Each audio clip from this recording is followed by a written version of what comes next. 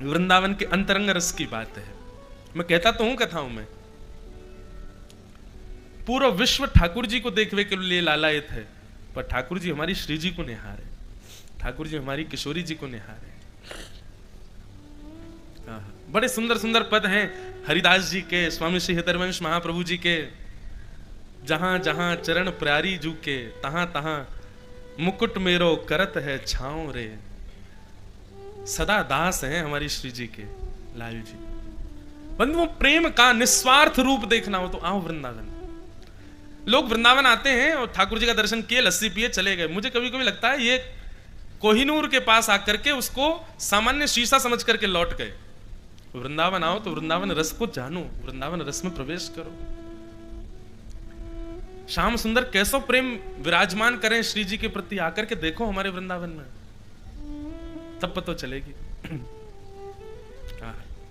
जाके श्याम उर हेर, राधे राधे राधे टेर, बांसुरी में बेर बेर, करे नाम से रमण, मन भूल मत जयो राधा रानी के चरण, राधा रानी के चरण, श्यामा प्यारी के चरण, मन भूल मत जयो राधा रानी के चरण। ऐसे चरणारविंद हमारी श्री जी के। ठाकुर जी उनको निहार रहे हैं, इसीलिए 7 दिन 7 रात्रि तक इकन्नी उंगली पर गिरिराज जी धारण करके खड़े हैं। 7 दिन बाद इंद्र ने मेघमालाओं को विश्राम कर दिया, ठाकुर जी के चरणों में आकर के क्षमा मांगने लगा। भगवान ने उस पर गुस्सा भी नहीं किया, मतलब इतनी व्यवस्था करने के बाद भी ठाकुर जी खूब खुश थे इंद्र से। बोले तेने बढ़िया कियो। बोले क्यों? तेरी वर्षा के कारण ही सबरे मेरे पास ही बैठे रहे, कहीं गए ही नहीं। ये ब्रजवासी ठाकुर जी को बंधुओं सबसे ज्यादा प्रिय क्या है कि उनका वैष्णव उनसे कभी दूर ना जाए, कभी दूर ना जाए, चाहे कुछ हो जाए, कितनी भी आपत्ति विपत्ति जीवन में उतार चढ़ाव आ जाए, लेकिन वो कभी उनका त्याग ना करे। लोग पूछते कौन सी माला, कौन सा इत्र, कौन सा वस्त्र, अरे सबसे प्रिय तुम हो, खुद को न्योछावर कर दो। ठाकुर जी को सबसे बढ़िया लगता है वो, खुद को न्योछावर कर दो, सबसे प्रिय है ठाकुर जी को। अभी आगे रासपंचाध्यायी में आएगी ये बात कि गोपियां ठाकुर जी से कहती हैं कि हमने अपना मन आपको दे दिया है नाथ, यदि आप हमको स्वीकार नहीं करना चाहते हो तो हमारा मन वापस कर दो। ठाकुर जी बोले मैं सब वापस कर सकता हूं, लेकिन एक बार अपना मन यदि कोई मुझे दे दे तो वो मन मोते वापस ना हो सके, वो मन में कभी वापस नहीं कर सकता, इसलिए स्वयं को अर्पित कर दो। ठाकुर जी को सबसे ज्यादा प्रिय।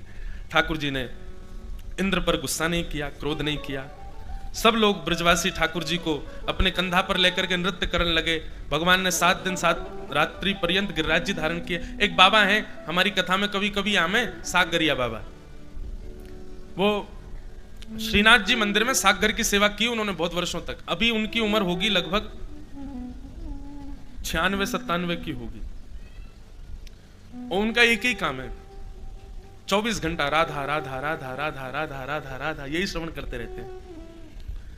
उन्होंने वो कभी कभी जब मेरे पास आते हैं ना, ऐसी ऐसी मधुर लीला सुना के जाएंगे छोटी सी ठाकुर जी की। एक बार मुझे लीला सुना रहे, बोले लाला ठाकुर जी ने 7 दिन 7 रात्रि जब गिरिराज जी धारण किए ना, तो 7 दिना में रक्त संचार रुक गया या हाथ को ऐसे ही रहे ठाकुर जी, तो ये हाथ ठाकुर जी को जब गिरिराज जी नीचे धरा दिए ना तो नील पड़ गयो, पूरा नीलो है गयो, सूझ गयो थोड़ा सा।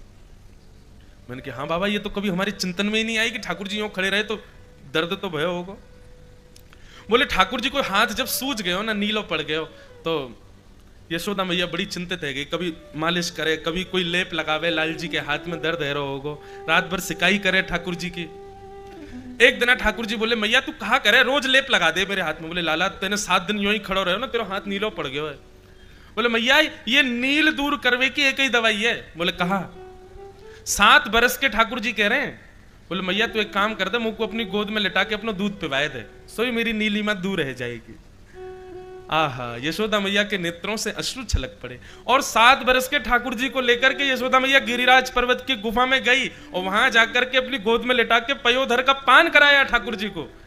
वहां इंद्र नीचे चरण पकारने को खड़ा है, आकाश में 33 कोटि देवता खड़े हैं, सब जय जयकार ठाकुर जी की कर रहे हैं, और ठाकुर जी गुफा में बैठ के यशोदा मैया को दूध पी रहे हैं 7 बरस की आयु में। और जैसे यशोदा मैया के नेत्रों से प्रेमाश्रु भर रहे हैं। कितने प्रेमी हैं लाल जी। और जैसे ही ठाकुर जी ने थोड़ी देर, अच्छा बंधु एक बात बताएं,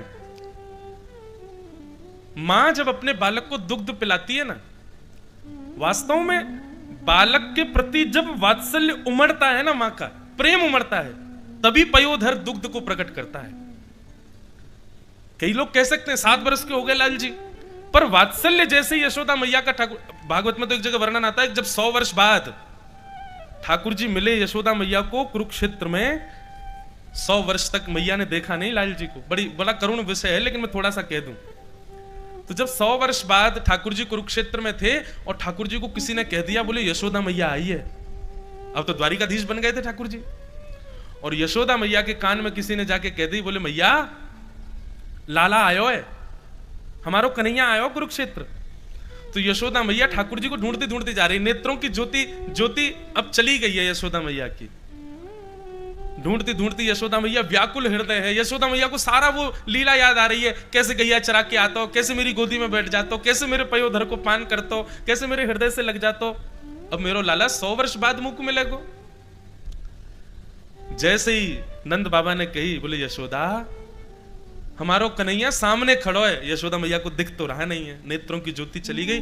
तो वर्णन करते हैं हमारे आचार्य जन और कुछ रसिक जन कि जैसे ही कही कि सामने ठाकुर जी खड़े हैं, यशोदा मैया के पयोधर से अपने आप दुग्ध प्रकट हो गया। उस समय पर भी ये वात्सल्य है।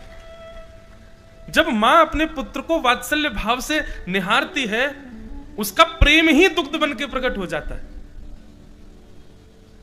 और ठाकुर जी एक नहीं अनेक बार रास विहार करने के बाद भी यशोदा मैया को दूध पी में वो कहीं ये विचार नहीं करते कि मैं बड़ा है गया हूं। यशोदा मैया तो नेक में लड़ ले, बोले मुझको गोदी में लेटा, मुझको अपना दूध पिवा। ऐसा प्रेम। और जैसे ही ठाकुर जी ने दुग्ध पान किया, दुग्ध पान पूर्ण होते ही ठाकुर जी ने अपनी भुजा दिखाई, देख मैया मेरी सबरी नीलिमा दूर है गई, तेरे दूध में इतनी ताकत है मैया, देख मेरा सबरो रोग दूर है गया। यशोदा मैया हृदय से लगाती। ये गोवर्धन लीला के आसपास की बड़ी सुंदर सुंदर मधुर मधुर कथाएं हैं, सबको हम प्रणाम करते हैं। बस बंधुओं, ठाकुर जी से प्रार्थना करना, जैसी सरलता सहजता जैसा प्रेम ठाकुर जी का है, उसका एक अंश भी हमारे भीतर आ जाए, एक अणु भी हमारे भीतर आ जाए। वो प्रभुत्व होते हुए भी अपने प्रभुत्व का कभी प्रकाश